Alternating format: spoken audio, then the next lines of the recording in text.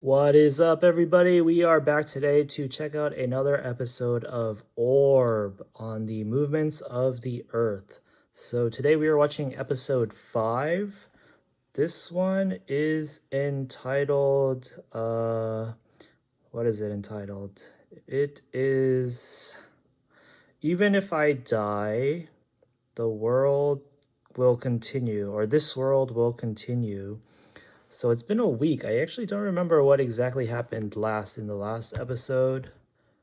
Or no, actually I do. The guy who was being sentenced to death because he was also another heretic studying heliocentrism or whatever astronomical concept that is forbidden. He talked our new main characters, whose names I've forgotten, Aaron Yeager and the pretty more interesting guy. He kind of made them doubt their beliefs. Then the not Aaron Yeager guy wanted to pursue checking out his supposed proof. And so he held his sword up to Aaron even. And now they're gonna go look for it and see the evidence apparently. So we are gonna jump into the episode now. I am pressing play in now. Episode 5. All right, and we got our executioner guy, or what's his name? Is his official job title? Like Inquisitor? He doesn't even want to be here. Nowak. Oh, Damien's calling Nowak on his bad behavior. Yeah, how can you serve God and not have passion in your job? Oh, Nowak's backpedaling. Not so tough now, are you? Did you just throw that guy off the carriage? This is a very dark scene. Man, Nowak just had to be here to make things tense. Okay, so they wanted to go check out the proof, but Nowak is here to stop them.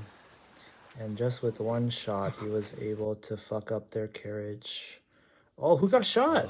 No, that's not an arrow. It's just like debris. So that's the heretic? Oh, he's on site. Oh, Noak's too smart to be... This is Aaron Yeager, right? Not the other guy? Oh, dude. You fight for a living, but you can't beat him? He doesn't fight. He just like tortures.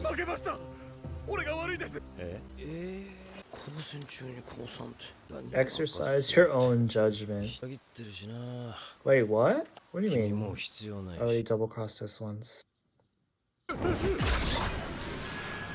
Whoa! Is this the heretic or the other guy? He's holding his fist out like it's a fist bump. Oh, is he about to hand him something? Yo, how is Nowak not gonna notice that though? This is like the second time Nowak goofed because he let Rafal just have that from Hubert. Now he's okay. Maybe he did notice this time. This is pretty interesting because at the end of episode 3, it showed us that they arrived at Hubert's chest and were like unraveling it. But now we're seeing it's gonna be much more complicated before we get to that point. Shout out to this heretic too. In the last reaction, I said that he's like the best of the heretics so far because he was questioning God even when Raphael and Hubert were still kind of religious. And now he took the fucking hit for Aaron Yeager with no hesitation. He just did it, died, and passed it on to him. I wonder if the episode title is referring to his character mostly. I'm confused why Nowak just said that he could tell that these two can't read though. Like, wasn't the other guy writing in his notebook when he was studying the stars every night? Does that not count as like reading and writing because it's just like numbers and drawing formations or some shit? Did they have a poor upbringing? All right, let's enjoy this opening. So we're still waiting for this opening to be released officially as a single so we can play it on loop. Until then, just a weekly enjoyment of it.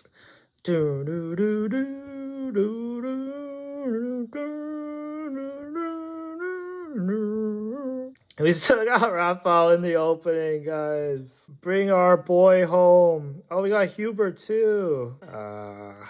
It hurts. Are any of them, are either of them injured? Yo, so he's... Oh, he's still like holding him hostage. That's a mistake, I think. But yeah, Eren Yeager is like... He's technically roped into this completely now that shit with Novak happened. I like this guy. I like this guy a lot now. But is Eren Yeager really just gonna play along? I'll stop calling him Eren Yeager once they say his name one more time. I'll commit it to memory. Until next week, I forget again. And he's back to being the Jägermeister. Oh, I remember his name. It's like Otzi or something. Otzi with a weird spelling. O-Z-C-Y or something. What is this cool guy's name, though? My favorite guy. Oh, he found it. I think that's it. Gross. Thank you. Thank you, Jägermeister. Ooh, cue the music. Alright, show us if you can read or not, Gross. Ooh, that's what you're looking for. The perfect, beautiful form of the solar system. Wait, one's dated recently? So that heretic got it from Raphael. Yeah, he gave the same pendant that Raphael had, so he has to have made contact with Raphael somehow. Damn, how many astronomers do we have to go through? 3 already. Wait, that just said astrologer, not astronomer. Is this astrology? Not astronomy? Oh, so he never made contact with Raphael. It's just a coincidental discovery. Was he... That was a noble sacrifice. Are you gonna be inspired by that, Otzi? Oh, this is gonna be Raphael's letter. No, but if Raphael left a letter, then that heretic would have read it and he would have known where it came from. So he can't read, but Gross can read. Why did Noak assume that neither of them can read? Wait, is Gross not gonna read the second letter since Otzi couldn't? Oh, he threw it away. He's just wearing it on his neck. At least hide it in your pocket or something.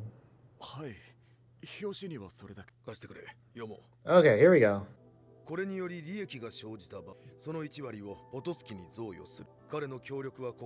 Wow, Raphael was still thinking about Potoki. But I mean, giving an address to someone who had a connection to is a pretty big lead, to be honest. Yeah,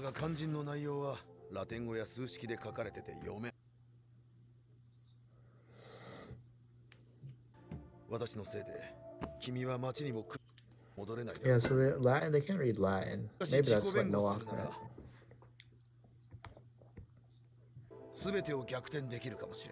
Ooh, do elaborate. So these could make you rich, is what you're trying to say? Ah, this guy is really clever and like practically minded. Badeni. But why would a monk have enough money to pay you for that in a luxurious manner? That's honestly understandable. Why would you leave it to the decision of the guy? I mean, this is still a flashback, so we do know that they are still together. Wow, this guy's weird, man. Is he gonna be the more main character over Gross? Because I like Gross more.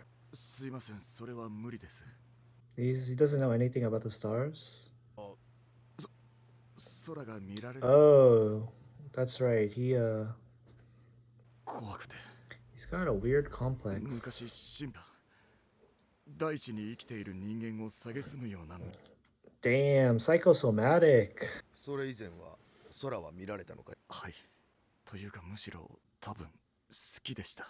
Ooh, this is where he usurps the main character position from Gross. He has this backstory linking him to stars. Now that Gross is like being a positive influence on him, it feels like Gross is gonna die too, just like all the previous heretics. Oh, he lost all his family too, so he's like already at the end of his character arc. They're gonna kill him off, man.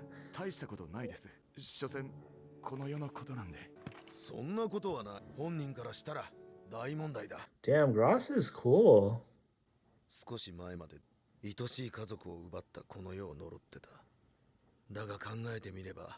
愛しい家族と出会えたのもだとしたら私は家族と過ごしたこの世を否定したく Damn. いことかもしれないが、もう一度この世を肯定した。 This guy's so worldly. 残酷ですが無理です。 What? How dare you, Otzi? You fuckboy. You are no longer the Jägermeister. You don't deserve that nickname. It's so interesting to think about the kinds of existential crises people from this time period way back when had. Because all we really have for reference is just like the stuff that like the religion commandeered and what they preach. いつか出ていくこの世への思いを持つことに何の意味が。死後に残るのは自分抜きの世界だけだ。そこに希望なんて。Oh? What's the linkage right here? What's the epiphany? もしかしてそれが。 Even if I die, this world remains. よかった。橋が残ってた。 I mean, is Nowak not gonna like do something to have your faces like plastered on wanted posters everywhere or something like that? Can you just re-enter civilization that soundly? この先の選択肢は2つ。町に戻れるかもしれないし、君は天国に近づく。でもそんなことしたら Well, I will die. I'll be burned alive. 2つ目は。 Oh, he's not gonna even answer that question. Oh, what the fuck? Dramatic bridge collapsing. Worst timing ever. He's like literally forcing him to make the decision now. Like, let go and let me die or save me. Oh, Grass is gonna let go. Are you kidding me? This better not be how Grass dies.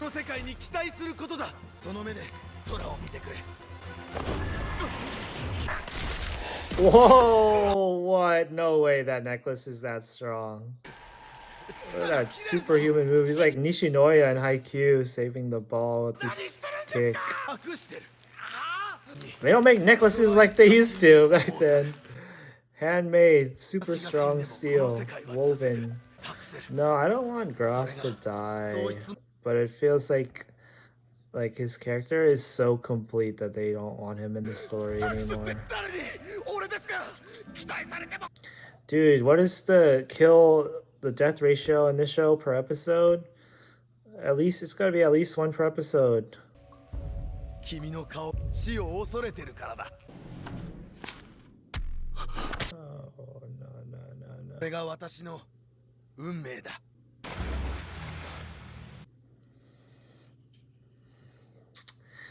Oh, no.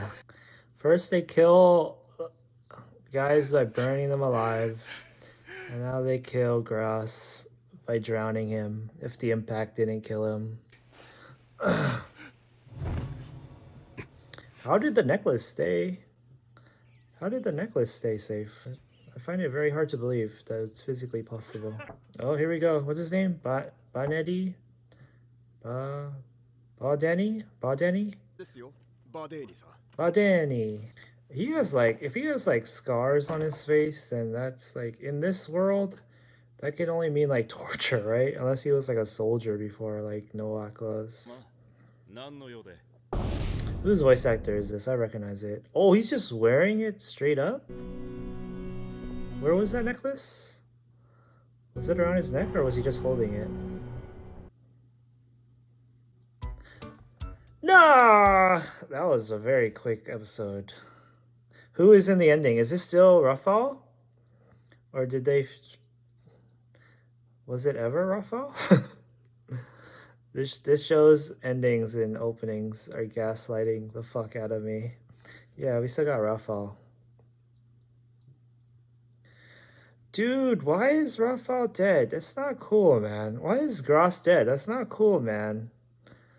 Why is Hubert dead? That's not cool, man. Why is the other heretic whose name we never got, I'm pretty sure, dead?